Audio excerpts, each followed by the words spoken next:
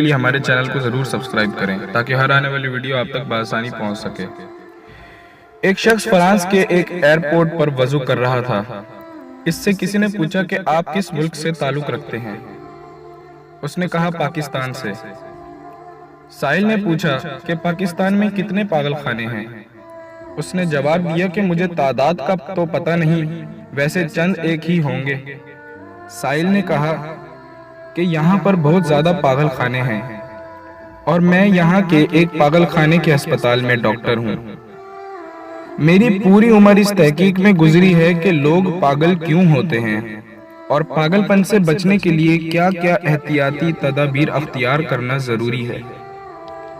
میری تحقیق کے مطابق جہاں اور بہت ساری وجوہات ہیں، ایک وجہ یہ بھی ہے کہ لوگ اپنی گردن کے پچھلے حصے کو خشک رکھتے ہیں۔ کھچاؤ کی وجہ سے رگوں پر اس کا اثر ہوتا ہے۔ جو لوگ اس جگہ کو وقتاً فوقتاً نمی پہنچاتے رہیں وہ پاگل ہونے سے بچ جاتے ہیں۔ میں نے دیکھا کہ آپ نے ہاتھ پاؤں دھونے کے ساتھ ساتھ گردن کے پچھلے حصے پر بھی گیلے ہاتھ پھیرے، جس سے مجھے بہت حیرانی ہوئی کہ آپ کو یہ طریقہ کس نے بتایا؟